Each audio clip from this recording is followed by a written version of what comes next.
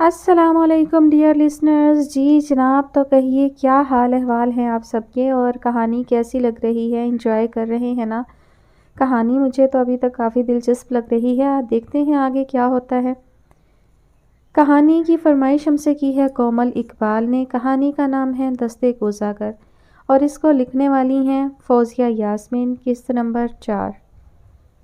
رومیلا کے بتائے ہوئے راستے پر چلتے ہوئے سنبل نمل جس کلاس کے دروازے پر پہنچی، وہاں اسٹوڈنٹس کی اچھی خاصی تعداد موجود تھی. کمرہ کافی بڑا تھا، مگر اتنے بڑے کمرے کی طوالت کا لحاظ کیے بغیر صرف 2 پنکھے لگے ہوئے تھے، اور ان پنکھوں سے کوئی بالٹی نہیں لٹک رہی تھی.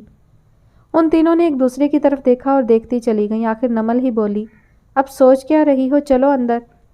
اس نے صرف کہا ہی نہیں بلکہ اندر کی جانب قدم بھی بڑھا دیے، جبکہ وہ دونوں ایسے ہی دروازے کے پاس کھڑی رہیں جیسے کوئی فیصلہ نہ کر پا رہی ہوں. نمل نے بیٹھنے کے لیے ڈیسک کا جائزہ لیتے ہوئے 2-3 بار مڑ کر انہیں دیکھا. آخر رومیلا نے ہی پہلے ہمت کی اور دروازے سے اندر داخل ہو گئی.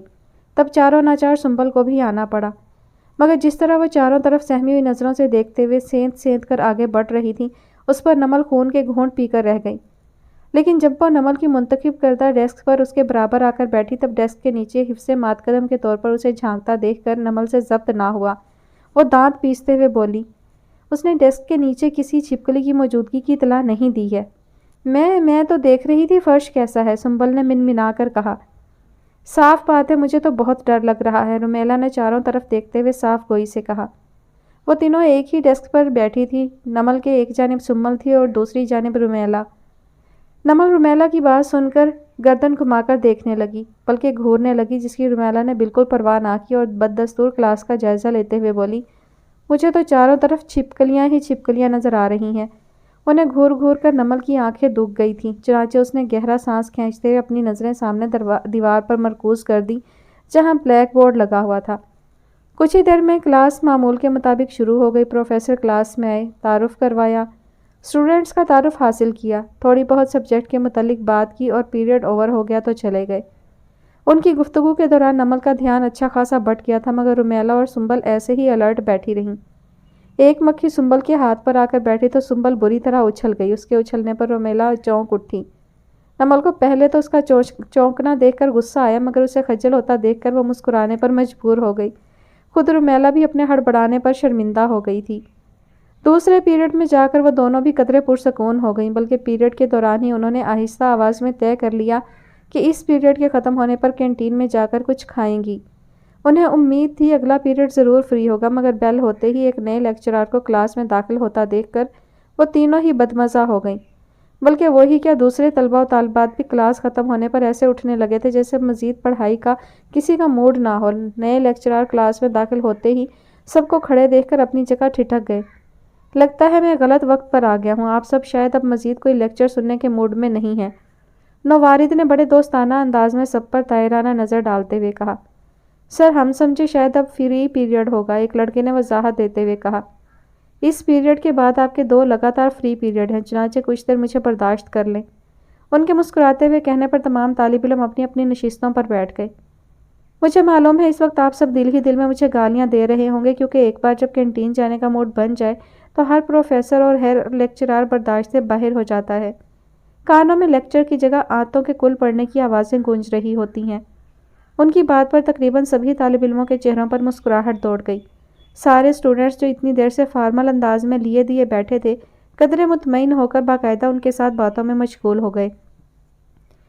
ان کے لیکچرار کے پڑھانے کا انداز گزشتہ دونوں پروفیسر سے بہت مختلف تھا. پڑھایا ان دونوں نے بھی کچھ خاص نہیں تھا، مگر انہوں نے صرف کتاب کا تعارف ہی اتنے دلچسپ انداز میں دیا تھا کہ کچھ موقعوں پر تو کلاس محفل زعفران بن گئی. وہ تینوں بھی سب کچھ بھول بھال کر بڑے انہماک سے ان کی مثالوں اور فارمولے سن رہی تھیں، جب اچانک انہوں نے ایک بڑا سا ڈبہ کلاس میں منگوا لیا. ایک لڑکا ان کے فون کرنے پر دروازے سے ہی ایک ڈبہ انہیں تھما گیا. سر، یہ کیا ہے؟ ایک لڑکے نے بڑے تجسس سے سب کے دلوں میں موجود سوال کو زبان دی تو وہ بڑے پراسرار سے انداز میں مسکرا دیے. یہ ایک سرپرائز ہے، لیکن یہ میں ابھی نہیں کھولوں گا، بلکہ پیریڈ اوور ہونے پر آپ لوگوں کو دوں گا. سر، اتنا انتظار؟ کسی نے پیچھے سے بڑے بے تابانہ انداز میں کہا تو دوسرے طالب علم بھی شور مچانے لگے، مگر انہوں نے دھیان دیے بغیر اپنا لیکچر جاری رکھا تو اسٹوڈنٹس کو بھی خاموش ہونا پڑا. مگر تبھی سر کے موبائل کی گھنٹی بجنے لگی. انہوں نے موبائل جیب سے نکالا. اسکرین پر جانے کس کا نمبر تھا کہ جسے دیکھتے ہی ان کی پیشانی پر بل پڑ گئے۔ ایکسکیوز می، وہ بیزاری سے کہتے کلاس سے باہر نکل گئے اور کلاس کا دروازہ بھی بند کر دیا۔ لگتا ہے سر کی بیوی کی کال ہے، کسی نے ہانک لگائی تو سبھی ہنس دیے۔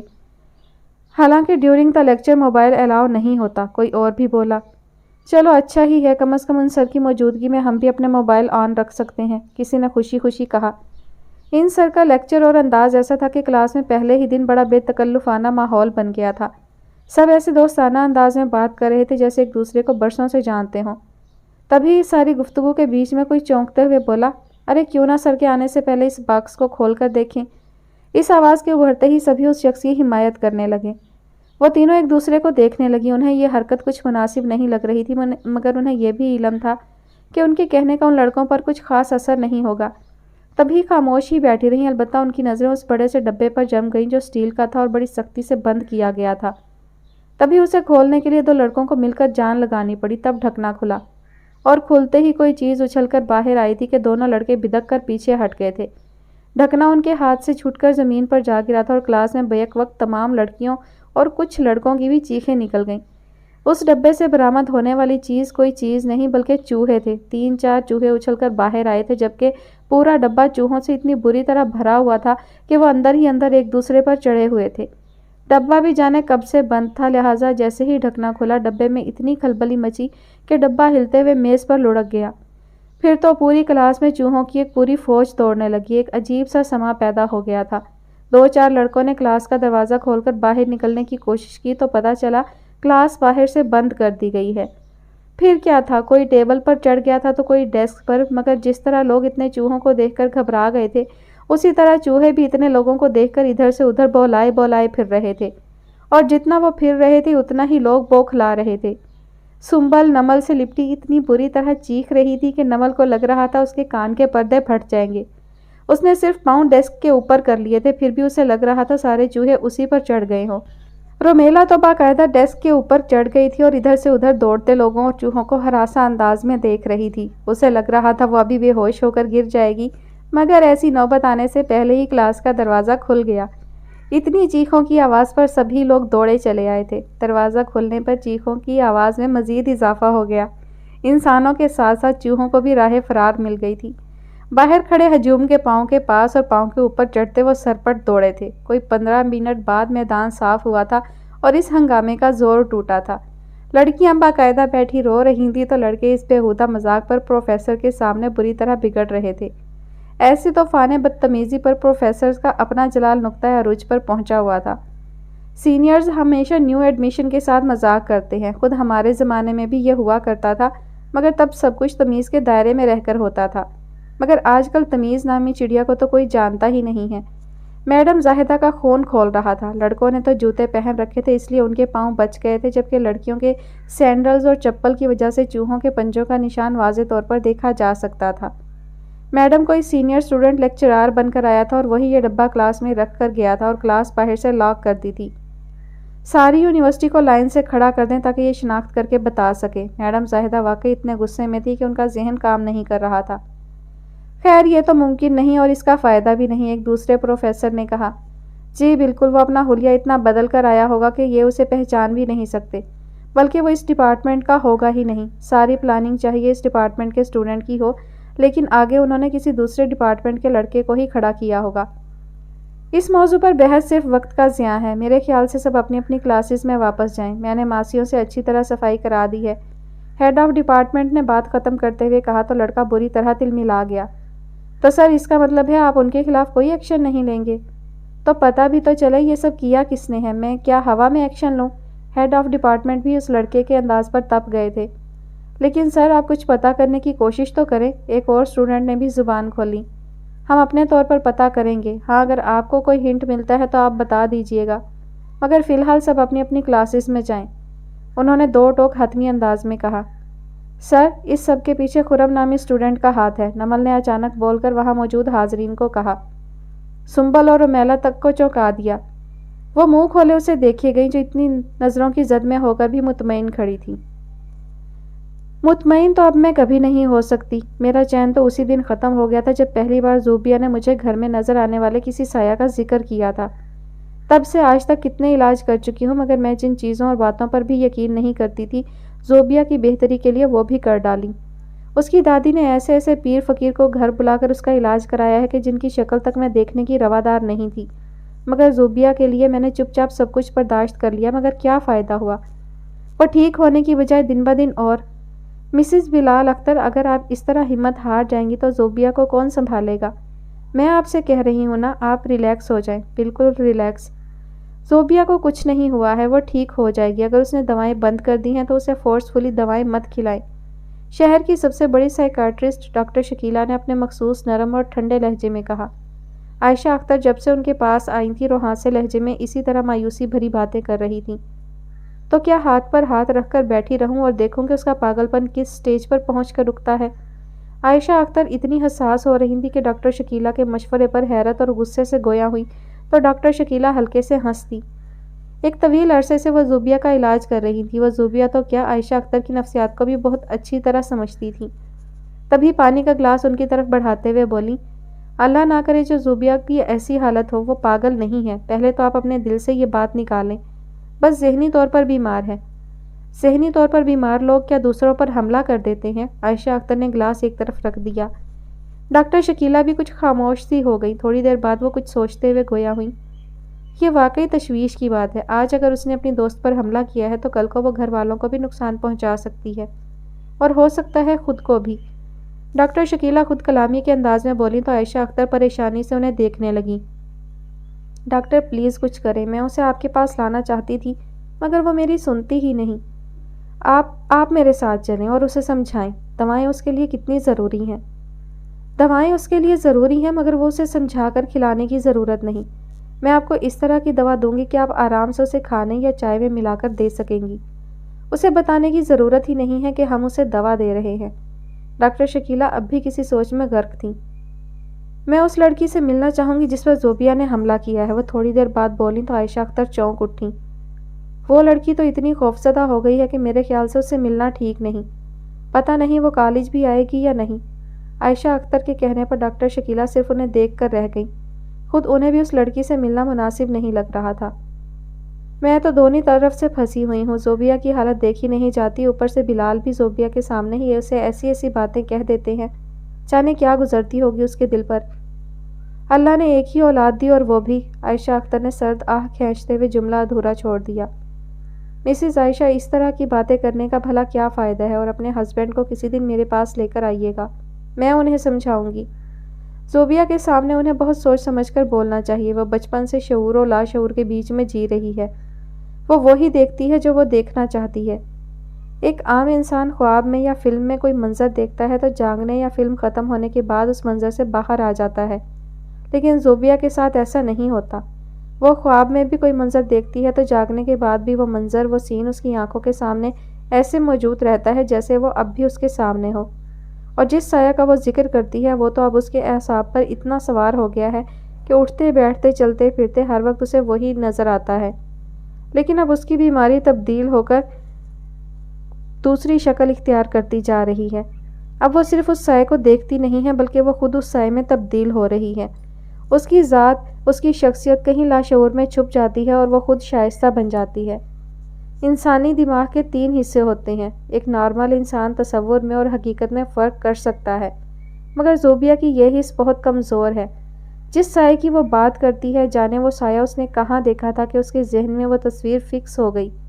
اب وہ تصویر بھلے ہی اس کے سامنے نہ ہو مگر وہ عکس اس کے سب کانشیس میں موجود ہے۔ اگر وہ سامنے کھڑکی کی طرف دیکھے گی تو اس کھڑکی کے ساتھ ساتھ تحت شعور میں چھپا وہ عکس بھی اسے اس کھڑکی کے ساتھ کھڑا نظر آئے گا۔ لیکن اب وہ ایلوژن اس کی ذات پر حاوی ہو رہا ہے۔ اس کا کہنا ہے شائستہ کی روح کو رخسار کی بات اچھی نہیں لگی، اس لیے اس روح نے رخسار کو زخمی کر دیا، جبکہ سچ یہ ہے کہ زوبیہ کو اس کی بات ناگوار گزری اور وہ خود رخسار پر حملہ آور ہو گئی۔ ڈاکٹر شکیلہ کہتی چلی گئی، عائشہ اختر دم بخود انہیں سنتی رہیں۔ وہ جب پہلی بار ڈاکٹر شکیلہ سے ملی تھی انہوں نے زوبیہ کو دیکھتے ہی کہہ دیا تھا کہ وہ شائستہ نامی ایک ایلوژن کے ساتھ رہتی ہے، مگر اب جس طرح وہ زوبیہ کی حالت کا ذکر کر رہی تھی اسے سن کر ان کی تشویش سوا ہو گئی تھی۔ اگر زوبیہ رخسار کی بات پر برا مان کر اس پر حملہ آور ہو سکتی ہے تو کل کو ان سے خائف ہو کر انہیں یا بلال اختر کو بھی نقصان پہنچا سکتی ہے۔ پھر آپ ہی بتائیں میں کیا کروں، انہوں نے عاجزی سے پوچھا۔ آپ اس کا ماحول چینج کرنے کی کوشش کریں، اسے کہیں گھمانے پھرانے لے جائیں۔ کیسے لے جاؤں؟ اس کے فادر کے پاس وقت ہی نہیں ہوتا اور وہ اسے میرے ساتھ اکیلے جانے نہیں دیتے، اور اب جو اس نے رخسار کے ساتھ کیا ہے اسے دیکھنے کے بعد تو وہ کبھی بھی مجھے اس کے ساتھ اکیلے جانے نہیں دیں گے۔ عائشہ اختر بے چارگی سے بولی تو ڈاکٹر شکیلہ بھی خاموش ہو گئی۔ حالانکہ دیکھنے میں کتنی نارمل لگتی ہے وہ، پڑھائی وغیرہ میں بھی کوئی مسئلہ نہیں ہے، اگر بہت اچھا نہیں پڑھتی تو بری بھی نہیں ہے، اسکول سے کبھی شکایت نہیں آئی سوائے اس کے کہ بہت شائع ہے، ٹیچر کے سوال کا جواب نہیں دیتی، لیکن کبھی ٹیچرز نے یہ نہیں کہا کہ اسے جواب نہیں آتا یا یہ کہ کبھی اس نے کوئی مس بیہیو کیا ہو، اور خوبصورت اتنی ہے کہ کلاس 9 میں آئی تھی تب سے اس کے رشتے آنے شروع ہو گئے تھے۔ تو آپ اس کی شادی کیوں نہیں کر دیتی؟ خاموشی سے ان کی بات سنتی ڈاکٹر شکیلہ بے ساختہ بولی۔ کیسی باتیں کر رہی ہیں ڈاکٹر، وہ گھر کی ذمہ داریاں کیسے اٹھائے گی؟ اور کون سا مرد ہوگا جو اس کی یہ بے سروپا باتیں برداشت کرے گا؟ اس کا دل تو اتنا چھوٹا ہے کہ اس کے والد بھی اگر اسے کچھ کہہ دیتے ہیں تو اس کی آنکھیں چھلک پڑتی ہیں۔ اس کا شوہر اسے اور وہ شوہر کو کیسے برداشت کرے گی؟ عائشہ اختر کے ہاتھ پاؤں ایسے پھول گئے تھے جیسے بارات ان کے دروازے پر کھڑی ہو۔ بات تو آپ کی بجا ہے، مگر میں آپ کو یہی مشورہ دوں گی، اگر اب اس کے لیے کوئی مناسب رشتہ آتا ہے تو آپ انکار مت کیجیے گا۔ اس کا ماحول بدل جائے گا، گھر بدل جائے گا، زندگی بدل جائے گی۔ میرے خیال سے یہ تبدیلی اس کے حق میں بہتر ثابت ہوگی۔ میں کیا انکار کروں گی؟ بلال ہی تیار نہیں ہوتے۔ ان کا کہنا ہے 2 دن میں واپس گھر آ بیٹھے گی، شوہر نکال باہر کرے گا اسے، اور اب تو اور بھی مشکل ہوتا جا رہا ہے، وہ ٹھیک ہونے کی بجائے اور زیادہ پیچیدگیوں کا شکار ہو رہی ہے۔ عائشہ اختر بے چینی سے انگلیاں مروڑتے ہوئے بولی۔ آپ پھر بھی ایک بار ان سے بات ضرور کیجیے گا، ڈاکٹر شکیلہ نے کہا تو عائشہ اختر خالی الذہنی کے عالم میں سر ہلا کر رہ گئی۔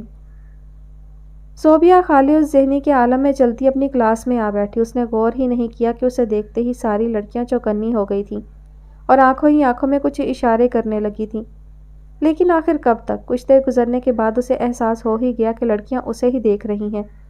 اسے عجیب تو لگا، مگر وہ چپ چاپ کتاب نکال کر اس کے مطالعے میں غرق نظر آنے کا مظاہرہ کرنے لگی۔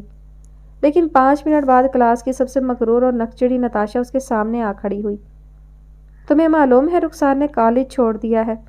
زوبیہ کتاب پر سے سر اٹھا کر حیرانی سے اسے دیکھنے لگی۔ کیا ہوا، تمہیں نہیں پتا؟ حالانکہ اس نے تمہاری وجہ سے ہی تو چھوڑا ہے، نتاشا نے اسے بغور دیکھتے ہوئے کہا۔ زوبیہ کے ماتھے پر پسینے کے ننھے ننھے قطرے چمکنے لگے، گویا انہیں سب پتہ چل گیا تھا۔ یقیناً وہ سب بھی اس کے ماں باپ کی طرح اسے ہی رخسار کی حالت کا ذمہ دار سمجھ رہے ہوں گے۔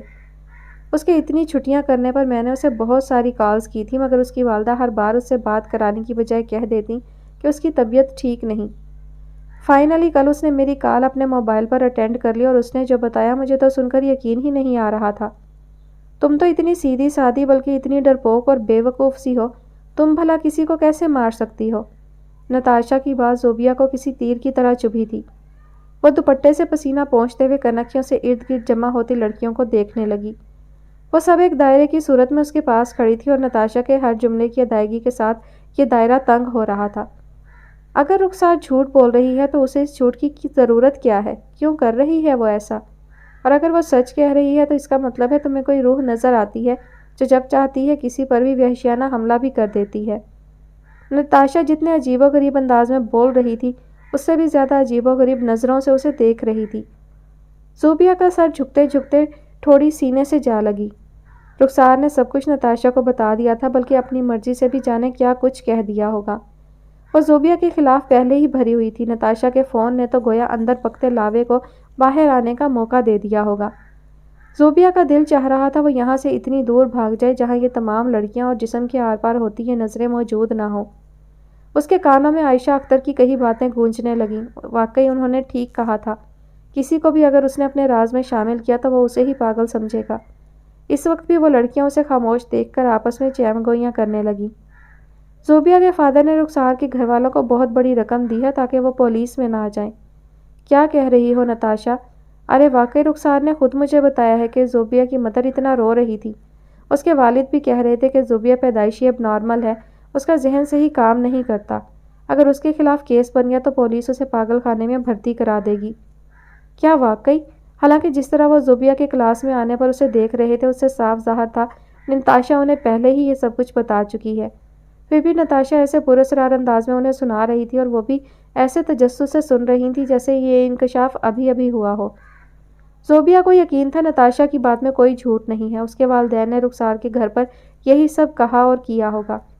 او گاڈ، رخسار کے پیرنٹس کو اس پر کیس کر دینا چاہیے، ایسے پاگل بھی بھلا کوئی ہمدردی کے قابل ہوتے ہیں؟ اور کیا، اس کے ساتھ تو کلاس میں پڑھنے میں بھی خطرہ ہے، یہ تو کسی کی بھی جان لے سکتی ہے، اسے تو مینٹل ہاسپٹل میں ہی ہونا چاہیے۔ ان سب کے جارحانہ تبصروں پر زوبیہ کا وجود ہولے ہولے کانپنے لگا۔ اس نے اپنے دونوں ہاتھ آپس میں جکڑ لیے تاکہ اس کی انگلیوں کی لرزش کسی پر ظاہر نہ ہو۔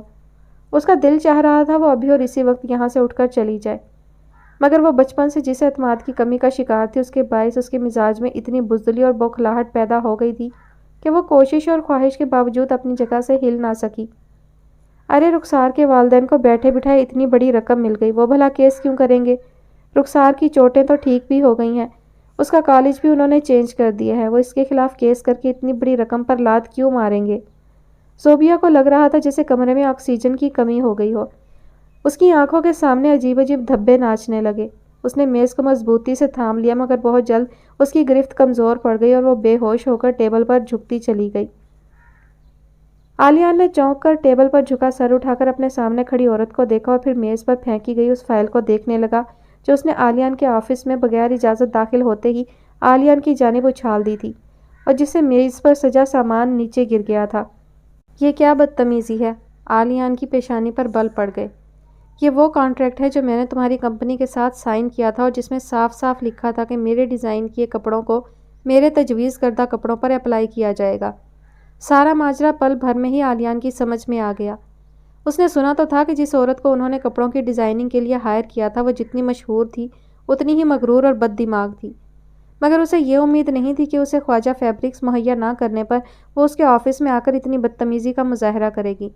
عالیہ کا دل چاہا وہ یہ فائل اٹھا کر اس کے منہ پر دے مارے، مگر اس کی تربیت ایسے خطوط پر نہیں ہوئی تھی کہ وہ کسی کے ساتھ اس طرح پیش آتا، اور سامنے کھڑی یہ عورت تو اس کی ماں کی عمر کی تھی۔ عالیہ کی عمر سے زیادہ اس کا تجربہ تھا۔ ان کے رد عمل کو کسی حد تک ان کا مزاج سمجھتے ہوئے عالیہ نے خون کے گھونٹ پیتے ہوئے کہا، مجھے افسوس ہے کہ ہم وعدے کے مطابق آپ کی مرضی کا میٹیریل نہیں دے سکتے، لیکن شہر میں خواجہ فیبرکس کے علاوہ بھی بہت بہترین میٹیریل ہے۔ آپ کسی بھی فیبرک کا نام لے دیں، ہم آپ کے سامنے پیش کر دیں گے، لیکن وہ کیوں نہیں جس کا میں نے انتخاب کیا ہے۔ میں کسی میٹیریل کا نام ایسے ہی نہیں لے دیتی، اور جب ایک بار لے لیتی ہوں تو سوائے اس کے اور کسی کپڑے پر کام نہیں کرتی، وہ دو ٹوک لہجے میں بولی۔ عالیہ نے میز پر سے فائل اٹھاتے ہوئے پین ہولڈر میں سے گرے پنس کو ٹھیک کرتے ہوئے ان سے زیادہ بے لچک لہجے میں لاپرواہی سے کہا، اگر ایسی بات ہے تو آپ ڈیل کینسل کر دیں، لیکن خواجہ فیبرکس کے ساتھ ہماری فیکٹری ہرگز کام نہیں کرے گی۔ برخوردار، ڈیل کینسل ہوئی تو میں ایڈوانس واپس نہیں کروں گی، انہوں نے ایک ایک لفظ چبا چبا کر کہا۔ میں ایڈوانس واپس مانگ بھی نہیں رہا، وہ آپ اپنے پاس رکھیں اور جو ڈیزائن تیار کیے ہیں وہ بھی لے جائیں۔ عالیہ کے اطمینان میں اب بھی کوئی فرق نہیں آیا تھا، مگر ان کا غصہ حیرت میں تبدیل ہو گیا تھا۔ تم جانتے ہو اس طرح تمہیں کتنا لاس ہوگا؟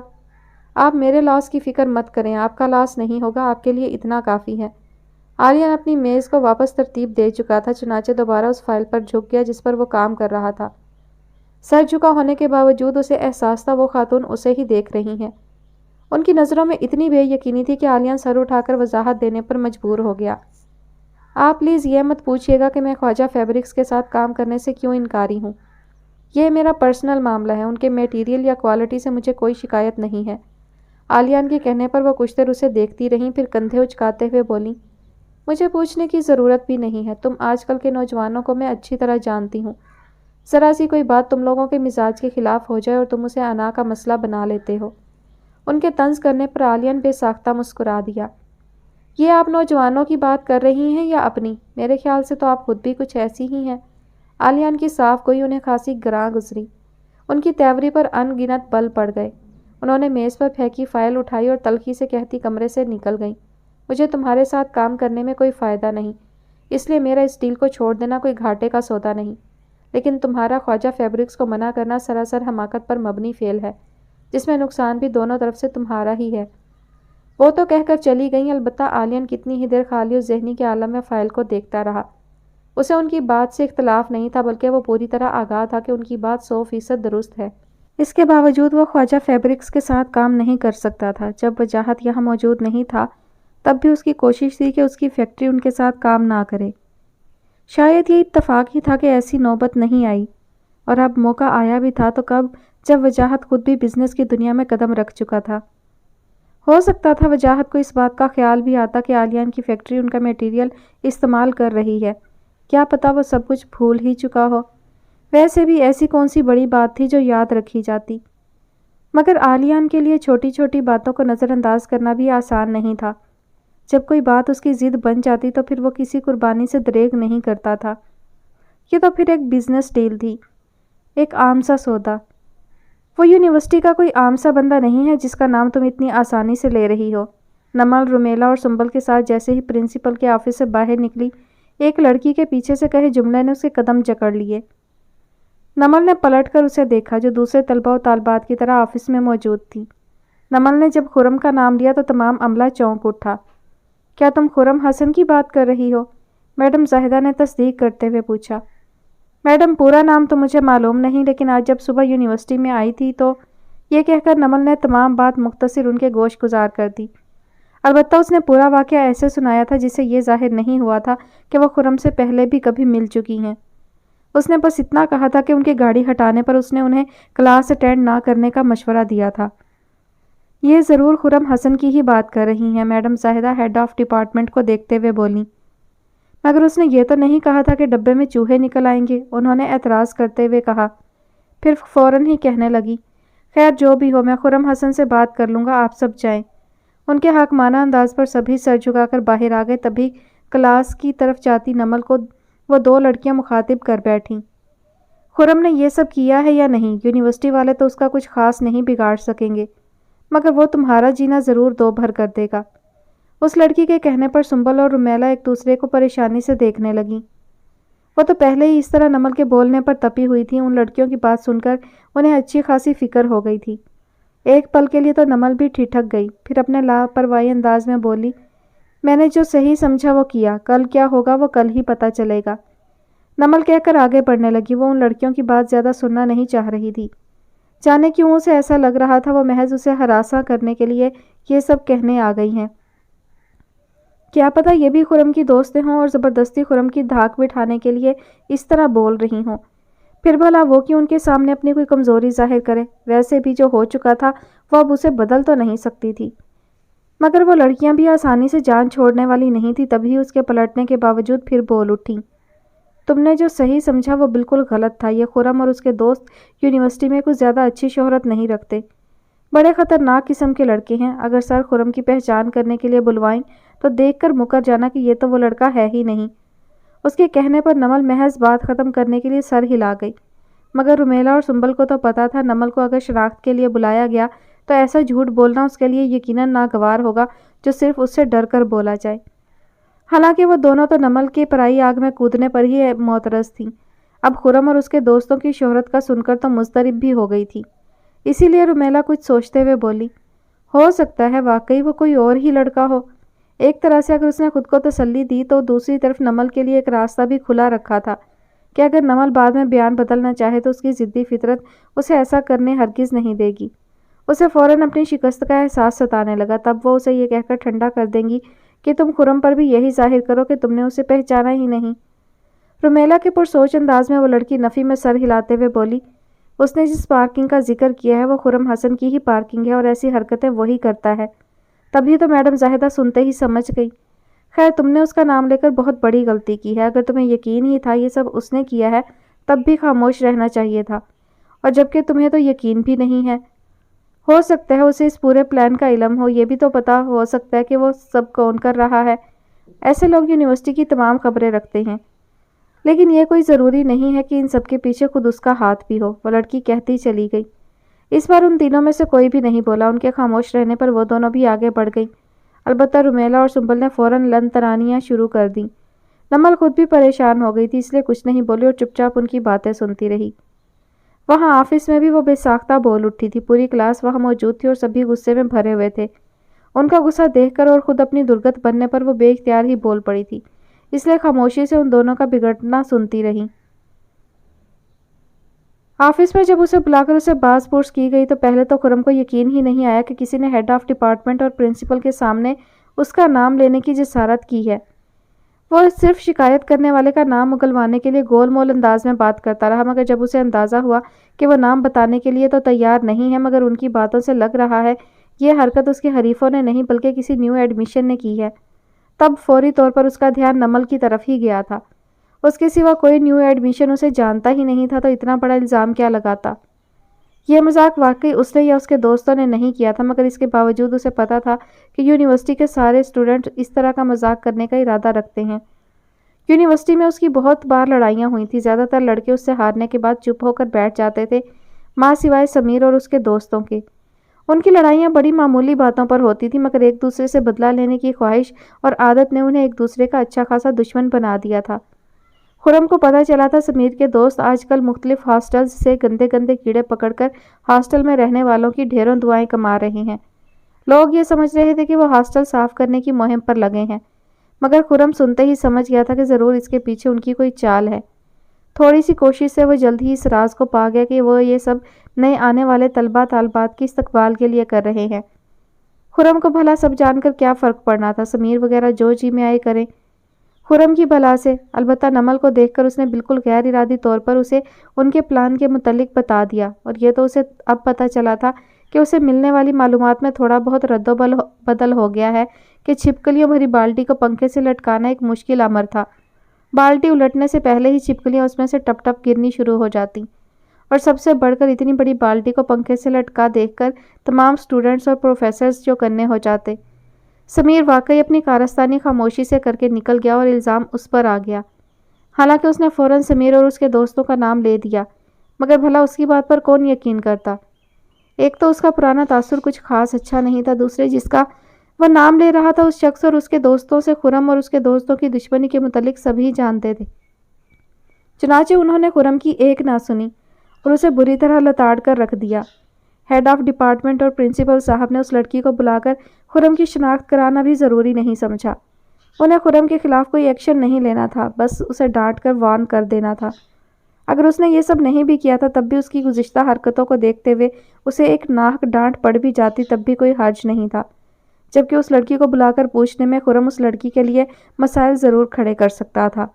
اور واقعی خرم آفس سے بڑے غصے سے نکلا تھا اور بڑے جارحانہ انداز میں نمل کو پورے ڈپارٹمنٹ میں ڈھونڈنے لگا۔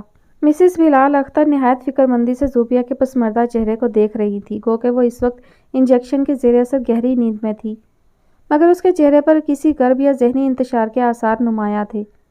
جب عائشہ اختر کو زوبیہ کے کالج سے فون آیا کہ زوبیہ بے ہوش ہو گئی ہے تو ان کے ہاتھ پاؤں پھول گئے۔ انہوں نے فوراً بلال اختر کو فون کر دیا، جو تھوڑی دیر پہلے ہی آفس کے لیے نکلے تھے اور ابھی راستے میں ہی تھے۔ چنانچہ انہوں نے فوراً گاڑی زوبیہ کے کالج کی طرف موڑ لی۔ جب وہ زوبیہ کے کالج پہنچے تب تک اسے ہوش تو آ گیا تھا، مگر اس کا دماغ بالکل معاف لگ رہا تھا۔ وہ پرنسپل کے آفس میں صوفے پر بالکل نڈھال انداز میں بیٹھی تھی۔ پرنسپل صاحب کا کہنا تھا وہ کلاس میں اچانک بے ہوش ہو گئی تھی۔ پرنسپل صاحبہ اور ٹیچرز کے جمع ہونے پر جب انہوں نے پانی کے چھینٹے وغیرہ مارے تو اسے ہوش تو آ گیا، مگر اس کی طبیعت نہیں سنبھلی۔ وہ کسی کی بھی بات کا جواب نہیں دے رہی۔ پرنسپل صاحبہ کے بے حد اصرار پر بھی اس نے جوس تک نہیں لیا۔ ان کے خیال میں بلال اختر کو اسے اپنے ساتھ گھر لے جانا چاہیے تھا۔ بلال اختر ساری تفصیل سن کر کسی حد تک پرسکون ہو گئے۔ عائشہ اختر کا فون آنے سے لے کر یہاں پہنچنے تک جتنا بھی وقت لگا تھا اس میں وہ جانے کیا کچھ سوچ چکے تھے۔ وہ تو اس ڈر کے ساتھ آئے تھے کہ پرنسپل صاحبہ زوبیہ کی شکایت کریں گی کہ اس نے کسی پر حملہ کر دیا یا کسی کو زخمی کر دیا، اس لیے وہ زوبیہ کے بے ہوش ہونے کے پیچھے موجود عوامل جاننے کی کوشش کیے بغیر فوراً ہی اسے لے کر کالج سے نکل گئے۔ راستے میں ہی انہوں نے عائشہ اختر کو زوبیہ کے خیریت سے ہونے کی اطلاع بھی دے دی۔ چلے اللہ کا شکر ہے، میں نے ڈاکٹر شکیلہ کو بھی فون کر دیا ہے، جب تک آپ زوبیہ کو لے کر آئیں گے تب تک وہ بھی آ جائیں گی، عائشہ اختر نے سکون کا سانس لیتے ہوئے کہا۔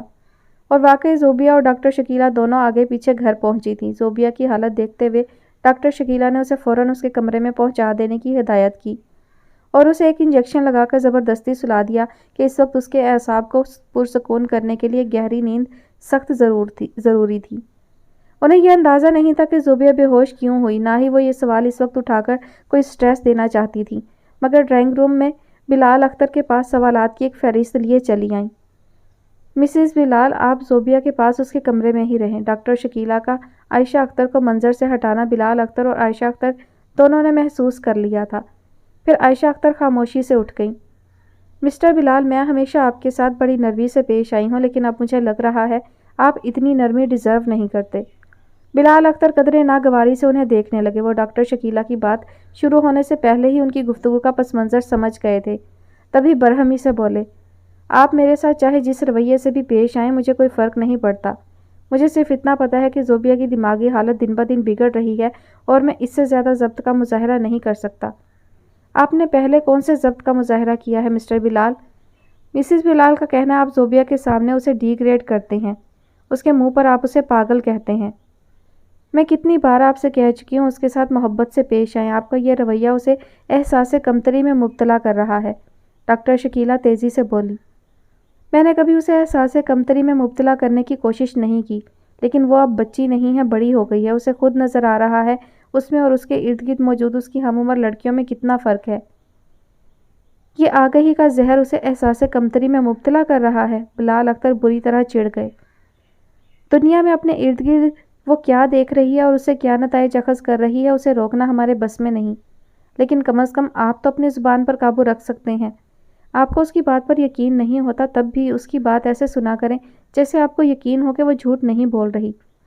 اس کے سامنے ایسے ظاہر کیا کریں جیسے اس کے ساتھ ساتھ میں بھی پاگل ہو گیا ہوں۔ بلال اختر نے بھننا کر ڈاکٹر شکیلہ کا جملہ کاٹ دیا۔ ڈاکٹر شکیلہ کو ان کے انداز پر غصہ تو بہت آیا، مگر وہ بھی ہمت ہارنے والوں میں سے نہیں تھی۔ اگر آپ کو اپنی بیٹی سے محبت ہے اور آپ اسے ٹھیک دیکھنا چاہتے ہیں تو ایسا ظاہر کرنے میں بھی کوئی حرج نہیں۔ آخر مسز بلال بھی تو اس کا پاگل پن جھیل رہی ہیں، اس کی بات کو سنجیدگی سے سنتی ہیں، اسے سمجھنے کی کوشش کرتی ہیں۔ غلط فہمی ہے یہ آپ کی، خود عائشہ کی بھی، کہ وہ زوبیہ کی بات کو سنجیدگی سے سنتی ہیں۔ وہ بھی عائشہ سے اتنی ہی دور ہیں جتنا کہ میں۔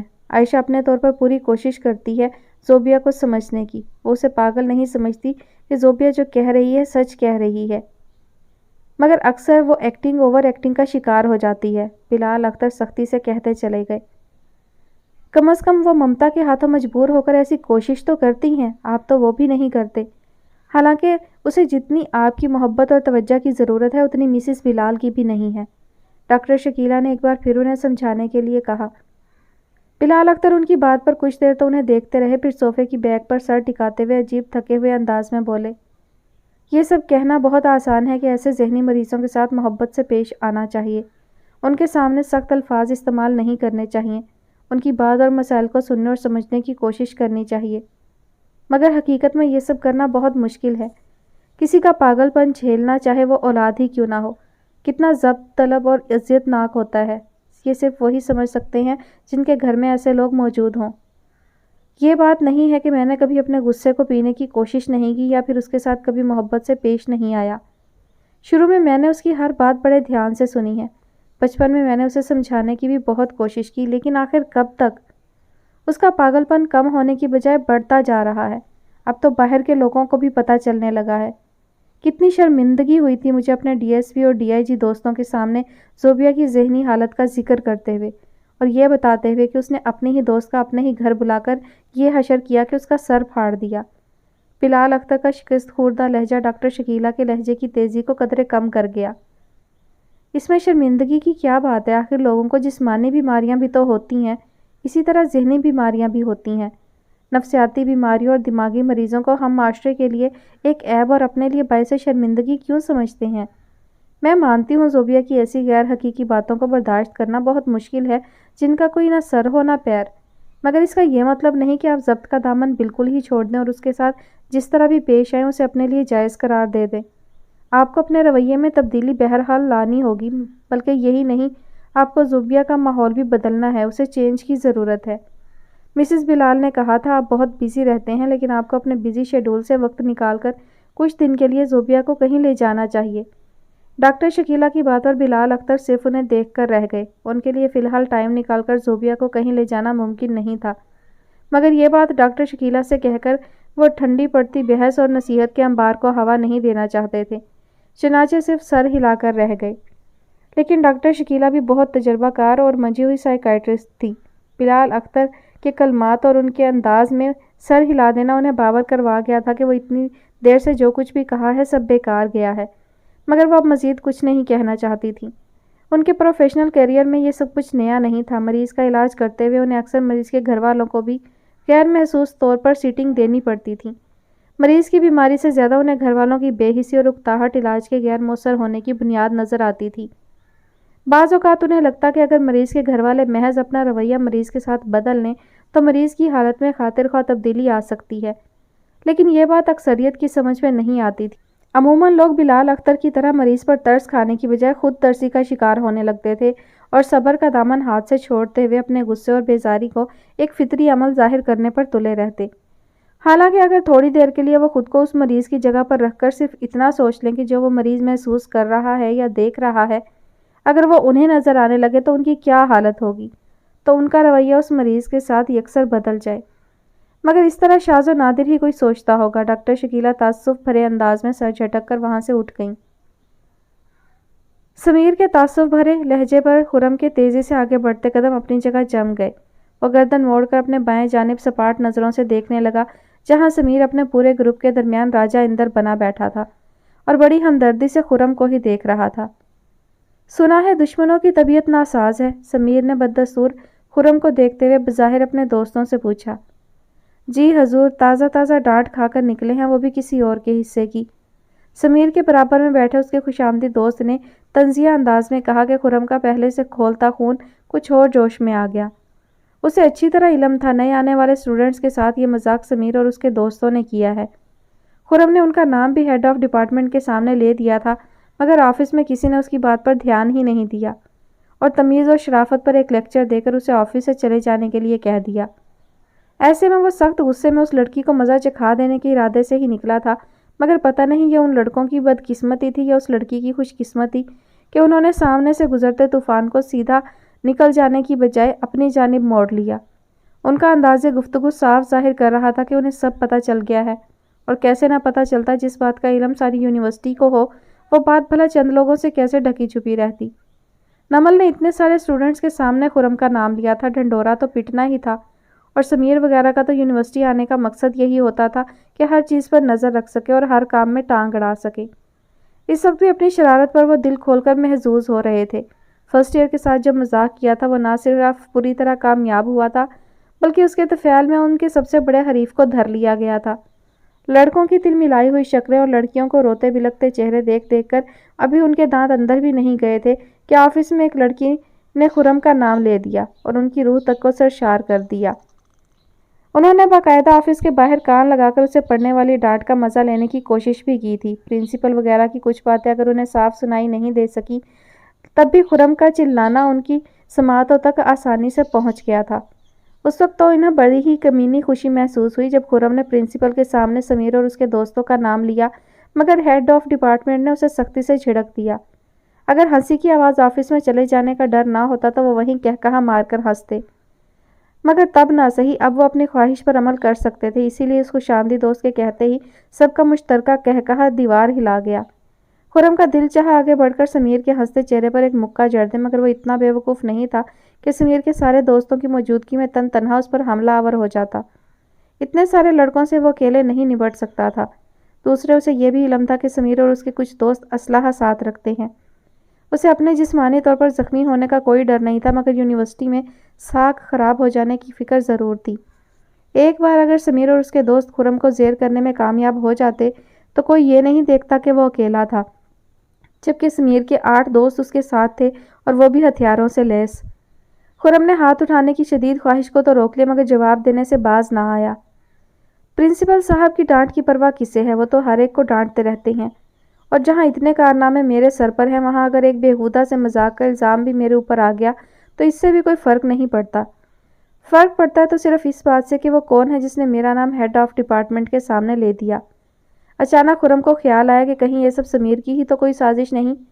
उसके कहने या भड़काने पर किसी तालिब इल्म ने खुरम का नाम ले लिया हो, यानी अगर समीर ने यह सब किया होता तो वो बड़ी ढिठाई से अपना किया कबूल कर लेता, मगर उसने खुद बड़ी दिल जलाने वाली मुस्कुराहट के साथ हैरानी से कहा, हाँ, ताज्जुब की बात है कि एक लड़की ने तुम्हारी कंप्लेन की है, वो भी यहाँ अपने पहले दिन ही।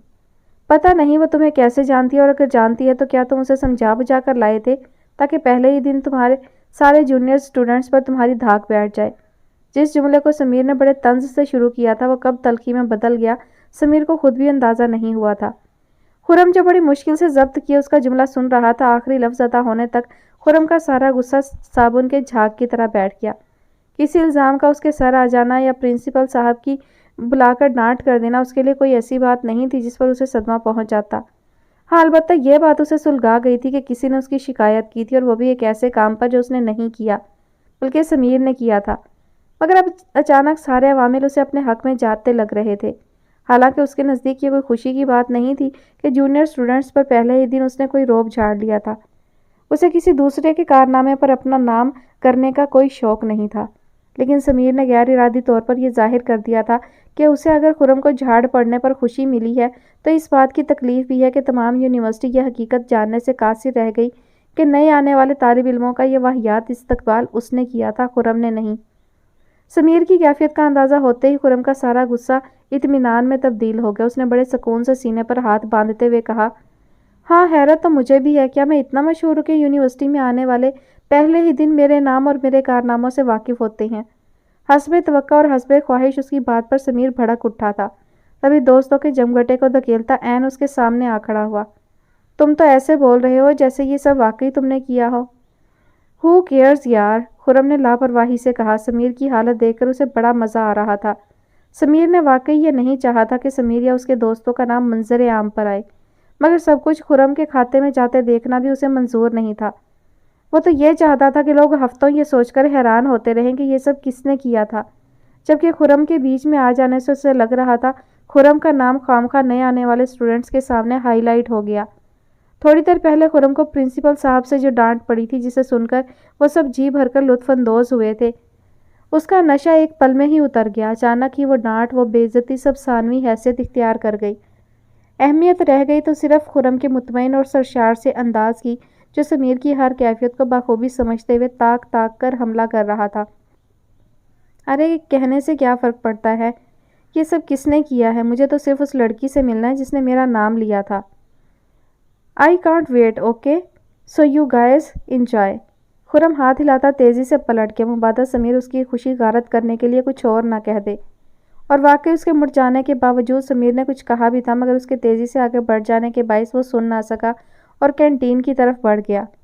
اسے یقین تھا اس ثانیہ کے بعد پریویس کے تمام طالب علم کینٹین میں بیٹھے اپنے اوسان بحال کر رہے ہوں گے۔ وہ لڑکی اور اس کی دوستیں بھی یقیناً وہیں ہوں گی، اور نہ بھی ہوتی تب بھی اپنے دوستوں کے وہاں موجود ہونے کا اسے علم تھا۔ چنانچہ وہ وکی، ہارون، حمید اور نادر کو تازہ ترین سے آگاہ کرنے کینٹین کی جانب بڑھ گیا۔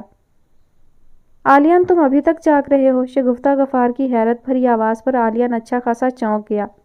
بے اختیار اس نے گھڑی کی جانب دیکھا جو رات کے 1:45 بجا رہی تھی۔ عالیان کمپیوٹر پر کام کرتے ہوئے اتنا مگن ہو گیا تھا کہ اسے وقت گزرنے کا احساس ہی نہیں ہوا، اور اب شگفتہ غفار کے چونکانے پر اسے محسوس ہوا تھا کہ وہ کتنا تھک رہا ہے۔ آنکھوں کے پپوٹے ایک دم بھاری اور بوجھل لگنے لگے تھے۔ اس نے کی بورڈ پر سے ہاتھ ہٹا کر انگلیاں چٹکھاتے ہوئے کہا، بس ممی، یہ کام کچھ زیادہ ہی لمبا ہو گیا ہے۔ میری سمجھ میں یہ نہیں آتا، آفس میں اتنے گھنٹے کام کرنے کے بعد بھی کام گھر لا کر کیوں کرنا پڑتا ہے؟ عالیان کے چہرے پر تھکاوٹ کے آثار دیکھ کر وہ ایک دم ہی غصے میں آ گئیں۔ عالیان ان کے احساسات سمجھتے ہوئے بے ساختہ مسکرا دیا۔ یہ کام میری اپنی بیجا ضد کی وجہ سے طول پکڑ رہا ہے، اب مجھے ہی اسے جلد از جلد ختم کرنا ہے تاکہ ڈیڈی کو کوئی شکایت نہ ہو۔ عالیان نے واپس نظریں کمپیوٹر اسکرین پر مرکوز کر دیں۔ شگفتہ غفار اس کی پشت کی جانب آ کھڑی ہوئیں اور محبت سے اس کا سر سہلانے لگیں۔ تمہارے ڈیڈی کو کبھی تم سے شکایت ہو سکتی ہے کیا؟ نہیں، انہیں واقعی مجھ سے کبھی کوئی شکایت نہیں ہو سکتی، لیکن مجھے تو پتہ ہے نا کہ میں نے غلط کیا ہے۔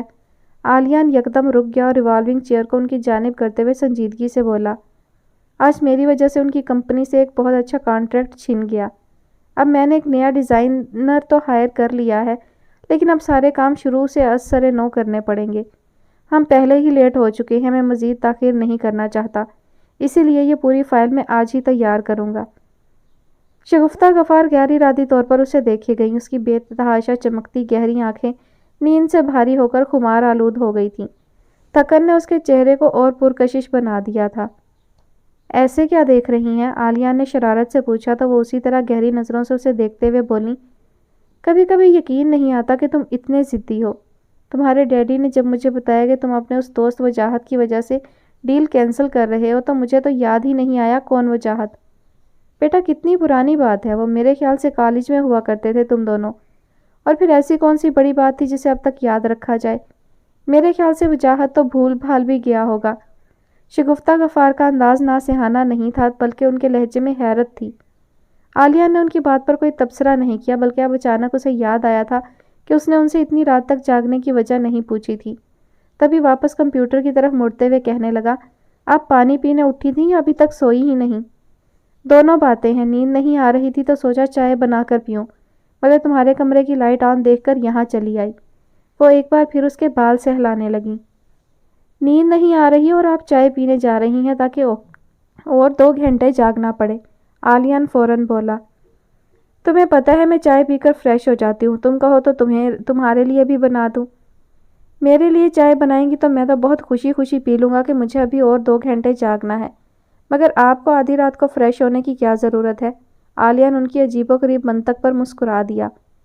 شگفتہ غفار نے اس کی بات کا کوئی جواب نہیں دیا۔ وہ کسی سوچ میں پڑ گئی تھی کہ اچانک عالیہ نے ان کے ہاتھ پکڑ لیے۔ آپ اس طرح سر سہلائیں گی تو میں تو سو جاؤں گا، عالیہ نے مسکراتے ہوئے مصنوعی بے چارگی سے کہا، مگر ان کے چہرے پر نظر پڑتے ہی ایک بار پھر کمپیوٹر چیئر ان کی جانب گھماتے ہوئے بیٹھ گیا۔ کیا بات ہے، آپ کچھ پریشان ہیں کیا؟ نہیں تو پریشانی کیسی، ٹھہرو میں چائے لے کر آتی ہوں، مگر 2 گھنٹے تک جاگنے کی ضرورت نہیں، 1 گھنٹے میں سو جاؤ۔ وہ پلٹنے لگیں تو عالیہ نے روک دیا۔ کوئی بات تو ضرور ہے، اگر آپ پریشان نہیں ہیں تب بھی کچھ سوچ تو رہی ہیں، یہ آدھی رات کو چہل قدمی بلا وجہ نہیں ہو رہی۔ عالیہ پورے وثوق سے بولا تھا، وہ بھی پھیکے سے انداز میں مسکرا دی۔ آج تمہاری نانی کا فون آیا تھا، وہ کہہ رہی تھیں آج کل وہاں گھر میں بریرہ کا رشتہ دینے کی باتیں ہو رہی ہیں۔ تمہارے ماموں کی تو یہی خواہش ہے کہ بریرہ ان کے گھر کی بہو بنے، مگر وہ کچھ کہتے کہتے رک گئیں۔ مگر کیا؟ عالیہ جو پوری توجہ سے ان کی بات سن رہا تھا، وہ اس طرح رکنے پر بے اختیار بولا، مگر ابھی کچھ ڈیسائیڈ نہیں ہو سکا۔ کیا مطلب؟